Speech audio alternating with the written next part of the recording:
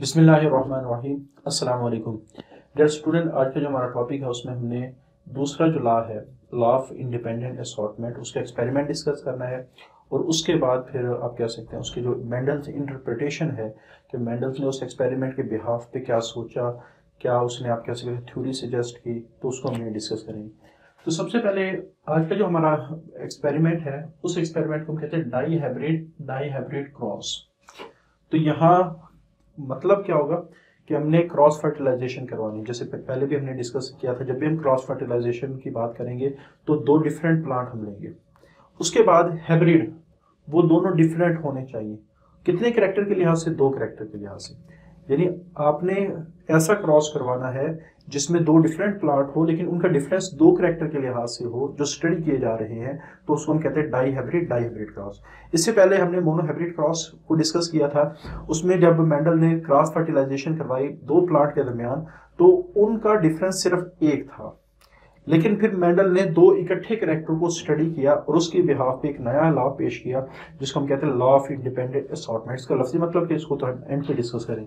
तो सबसे पहले Mendel studies the inheritance of two trait simultaneously. तो मेंडल्स ने अगला काम क्या किया? पहला स्टेप तो एक ट्रेट को वन बाय वन स्टडी किया, लेकिन दूसरा स्टेप क्या है, उसने दो इकट्ठे ट्रेट को साइमल्टेनियसली का क्या मतलब होता है कि इकट्ठे स्टडी किया। जैसे अगर हम एक्सपेरिमेंट की बात करें तो मेंडल ने दो प्लांट लिए, उनके जो दो ट्रेट लिए, एक ट्रेट का नाम है सीड शेप, दूसरे का नाम है सीड कलर। अच्छा, सीड शेप के लिहाज से जो कंट्रास्टिंग पेयर्स हैं उस ट्रेट के वो दो हैं, यानी दो कैरेक्टरिस्टिक हैं, या तो वो राउंड होगा या फिर रिंकल्ड होगा। सीड कलर के लिहाज से या तो वो येलो होगा या फिर ग्रीन होगा। लेकिन उसने एक ही वक्त में इन दोनों ट्रेट्स को इकट्ठा स्टडी किया। कैसे? जैसे सबसे पहले पेरेंटल जनरेशन ली और हमने डिस्कस किया था पेरेंटल जनरेशन वो होती है जहां से स्टडी स्टार्ट होती है। तो पेरेंटल जनरेशन में जो एक आप कह सकते हैं इंडिविजुअल था वो राउंड येलो प्लांट था और दूसरा जो इंडिविजुअल था वो रिंकल्ड ग्रीन प्लांट था, यानी ये राउंड येलो और ये रिंकल्ड ग्रीन। अच्छा, जब F1 जनरेशन आई तो जितने भी ऑफस्प्रिंग आए F1 जनरेशन में वो सारे के सारे राउंड येलो थे। तो इसका मतलब क्या हुआ कि अगर शेप के लिहाज से राउंड कैरेक्टर डोमिनेट है और कलर के लिहाज से येलो कैरेक्टर डोमिनेट है, तो इस वजह से जब इंडिविजुअल आए तो शेप के लिहाज से राउंड कैरेक्टर F1 जनरेशन में आया और कलर के लिहाज से येलो कैरेक्टर F1 जनरेशन में आया। अच्छा, जब उसने इसको सेल्फ फर्टिलाइज किया तो जिस वक्त सेल्फ फर्टिलाइजेशन के बाद अगली जनरेशन आई, यानी जो F2 जनरेशन थी, सेकंड फीलियल जनरेशन थी, उसमें कुछ सरप्राइजिंग रिजल्ट आए। ऐसे रिजल्ट आए जो उसने प्रीवियस आप कह सकते एक्सपेरिमेंट में ऑब्जर्व नहीं किए। पहला रिजल्ट तो ये था कि यहाँ राउंड येलो प्लांट आया। तो ये तो कोई इतना हैरानकुन नहीं है क्योंकि पेरेंटल कॉम्बिनेशन में राउंड येलो P1 में भी है और F1 में भी है। और एक रिंकल्ड ग्रीन प्लांट आया, तो ये भी कोई हैरानकुन नहीं है, पेरेंटल जनरेशन में है। लेकिन ये जो दो कॉम्बिनेशन है राउंड ग्रीन और रिंकल्ड येलो, ये ऐसे कॉम्बिनेशन है जो पेरेंट्स में नहीं है। राउंड ग्रीन नहीं है और रिंकल्ड येलो नहीं है। तो यहां उसने फिर इन सारे के सारे आप कह सकते कॉम्बिनेशन को दो हिस्सों में डिवाइड किया। उसने कहा कि जो राउंड येलो है और रिंकल्ड ग्रीन है ये तो पेरेंटल कॉम्बिनेशन है, लेकिन जो राउंड ग्रीन और रिंकल्ड येलो है उसने इनके लिए वर्ड इस्तेमाल किया, दे आर द रीकॉम्बिनेट्स। ये नए कॉम्बिनेशंस हैं जो आप कह सकते हैं जीन्स की मिक्सिंग की वजह से सबसे ऑफस्प्रिंग में सामने आए हैं। अच्छा, जब उसने रेशो ऑब्जर्व किए तो 9 प्लांट थे राउंड येलो, 3 प्लांट थे राउंड ग्रीन, 3 प्लांट थे रिंकल्ड येलो और 1 प्लांट थे रिंकल्ड ग्रीन। तो ये जब हम पीनट स्क्वायर मेथड के जरिए से प्रोबेबिलिटी चेक करेंगे तो ये रिजल्ट मैच करेंगे। तो इन एक्सपेरिमेंट के बाद जब उसने ऑब्जर्व किया कि यहाँ शफलिंग ऑफ जीन हुई है राउंड ग्रीन और रिंकल्ड येलो, यानी नॉर्मली पहले राउंड के साथ येलो कलर का जीन था और रिंकल्ड के साथ ग्रीन कलर का जीन है, लेकिन इन कॉम्बिनेशन में राउंड के साथ रिंकल्ड कलर का अलील आ गया है, ये जीन आ गया है, और यहाँ रिंकल्ड के साथ येलो कलर का अलील या जीन आ गया है। तो इसका मतलब है कि यहाँ दो किस्म की आप कह सकते हैं इनहेरिटेंस हुई है। इन प्लांट में इंटैक्ट, हमने यानी सेकंड लेक्चर में डिस्कस किया था कि जीन्स दो तरह से आगे मूव करते हैं, इंटैक्ट कॉम्बिनेशन के साथ और वेरिएबल कॉम्बिनेशन के साथ। तो यहाँ आप कह सकते हैं राउंड येलो में इंटैक्ट कॉम्बिनेशन फॉलो हुए हैं राउंड येलो पेरेंटल जनरेशन के, और रिंकल ग्रीन हुए हैं, रिंकल ग्रीन पेरेंटल जनरेशन के, लेकिन यहाँ जीन्स की मिक्सिंग हो गई है, शफलिंग ऑफ जीन्स हो गया है कि राउंड के साथ ग्रीन कैरेक्टर आ गया और रिंकल के साथ येलो कैरेक्टर आ गया। तो इसका मतलब ये हुआ कि अपीयरेंस ऑफ न्यू फिनोटाइप्स, कि नई किस्म की फिनोटाइप्स का आना F2 जनरेशन में, indication the shuffling of allele at the gamete formation, के गैमीट फॉर्मेशन के वक्त शफलिंग ऑफ जीन हुई है। तो मेंडल्स ने इन ऑब्जर्वेशन की बुनियाद पे एक नतीजा निकाला इनफ्रेड कि शफलिंग ऑफ मैकेनिज्म ऑफ अलील को उसने इंडिपेंडेंट असॉर्टमेंट ऑफ अलील का इनटू गैमीट। इसका क्या मतलब है, पहले थोड़ा सा मैथमेटिकल पोर्शन को डिस्कस कर लेते हैं। सपोज मैं कहता हूँ कि पहली जनरेशन आमतौर पे ट्रू ब्रीडिंग वैरायटी ली जाती है, येलो ट्रू ब्रीडिंग वैरायटी है, और सीड शेप के लिए जो जीन इस्तेमाल किया गया है वो R है, और सीड कलर के लिए जो जीन इस्तेमाल किया गया वो Y। अब जो सीड शेप का अलील है वो कैपिटल R है क्योंकि ये डोमिनेंट कैरेक्टर है, रिंकल का जो अलील है वो स्मॉल r है क्योंकि ये रिसेसिव कैरेक्टर है, और सीड कलर में से चूंकि येलो कैरेक्टर है तो कैपिटल Y, और ग्रीन आप कह सकते हैं स्मॉल y। क्लियर?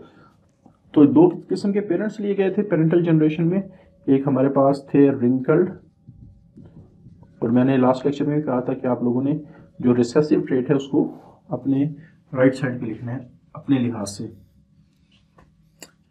अच्छा, राउंड का कैरेक्टर, हमने कहा था ट्रू ब्रीडिंग हमेशा होमोजाइगस होती है, तो राउंड के इस ऑर्गेनिज्म के पास जो जीन्स होंगे वो दोनों कैपिटल R होंगे, और येलो चूंकि डोमिनेंट कैरेक्टर है, होमोजाइगस है, true breeding variety parental generation में ली जाती है, तो ये भी कैपिटल होंगे।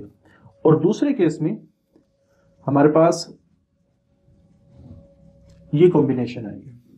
अच्छा, यहाँ अगर हम लॉ ऑफ सेग्रीगेशन की बात करें तो लॉ ऑफ सेग्रीगेशन क्या कहता है कि जो पेयर हैं, जैसे R पेयर है, Y का भी पेयर है, यहाँ स्मॉल r का पेयर है और स्मॉल y का पेयर है, जब लॉ ऑफ सेग्रीगेशन के मुताबिक इस पेयर के दोनों मेंबर को अलहदा होना चाहिए, यानी जब ये ऑर्गेनिज्म गैमीट प्रोड्यूस करेगा और इसी तरह ये ऑर्गेनिज्म भी गैमीट प्रोड्यूस करेगा, तो हाफ गैमीट में पेयर का एक मेंबर आता है, जैसे मैं कहता हूँ कि यहाँ हमारे पास एक R इधर आ गया और एक R इधर आ गया, एक Y इधर आ गया और एक Y इधर, इसी तरह स्मॉल r एक इधर स्मॉल r, इसी तरह स्मॉल y स्मॉल y।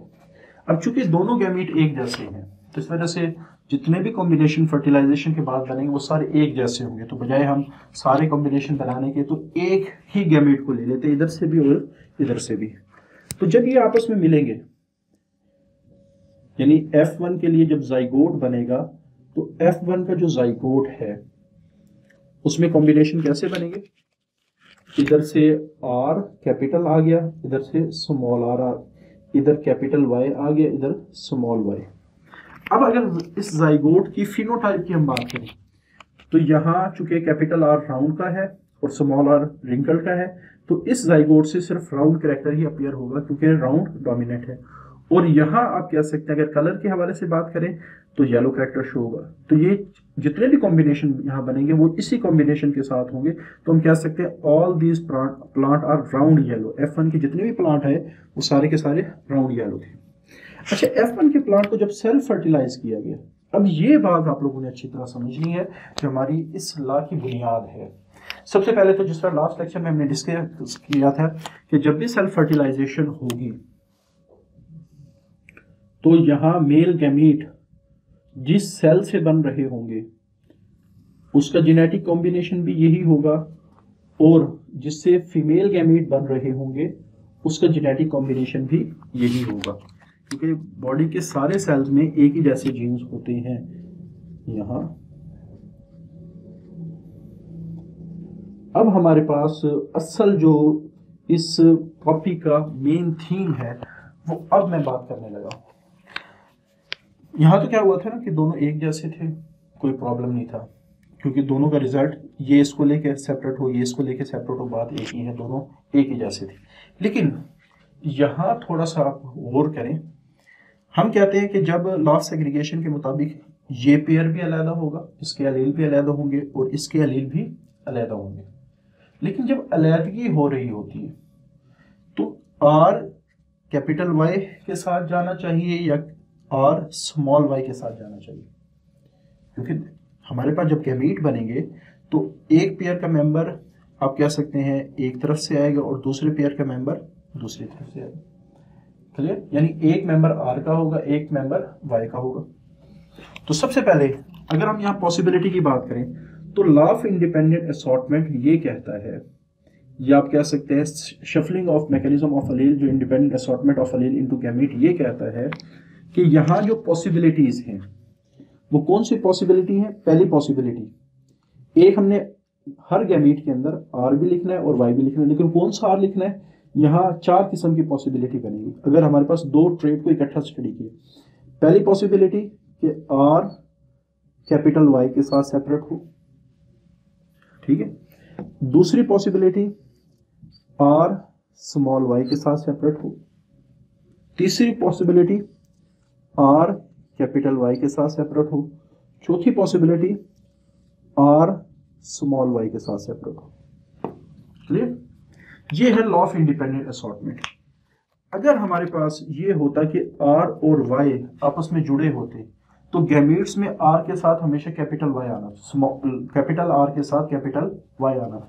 लेकिन लॉ ऑफ इंडिपेंडेंट असॉर्टमेंट कहते हैं कि ये पेयर के मेंबर भी आज़ाद हैं, ये पेयर के मेंबर दोनों एक दूसरे के लिहाज से आज़ाद हैं। आज़ाद से क्या मुराद है?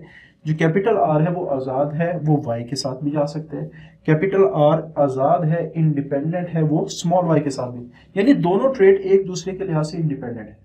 ये नहीं होगा कि आर आएगा तो साथ कैपिटल वाई भी आएगा, कैपिटल आर आएगा तो उसके साथ लाजमी कैपिटल वाई भी है, ये नहीं है। बल्कि कैपिटल आर की अपनी मर्जी है, अपनी दुनिया है, वो कैपिटल वाई के साथ भी जा सकते हैं। आर की मर्जी है, कैपिटल स्मॉल वाई के साथ भी जा सकते हैं।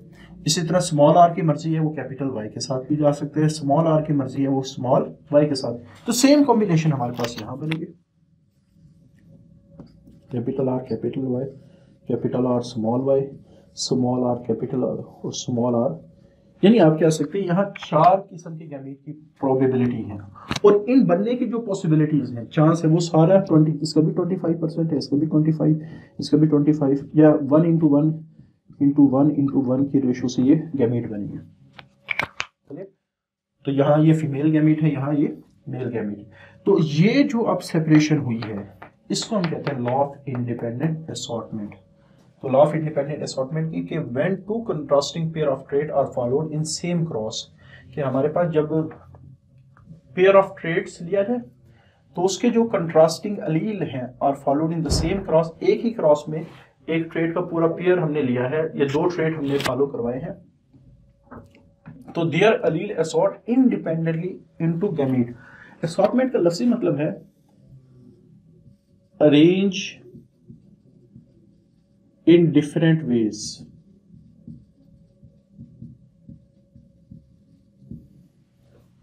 arrange in different ways, कि जो अलील हैं हर ट्रेड के, जैसे सीड शेप के अलहदा से अलील है, सीड कलर के अलहदा से अलील है, तो जब वो अगले गैमीट्स में जा रहे होते हैं तो एक पेयर के अलील दूसरे पेयर के अलील पे डिपेंड नहीं करते।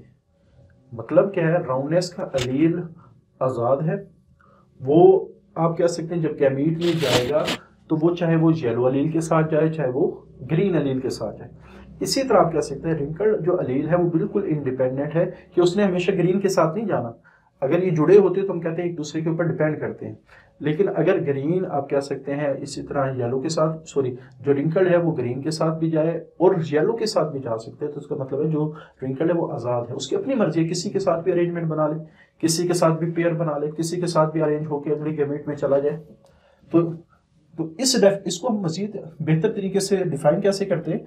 अलील of one pair inherited independently of other pair. मतलब क्या है कि distribution of allele of one trait have no influence on distribution of allele of other pair, कि जब अगले गैमीट में पेयर जो है वो सेपरेट हो रहा होता है तो एक पेयर दूसरे पेयर की सेपरेशन को इफेक्ट नहीं करता।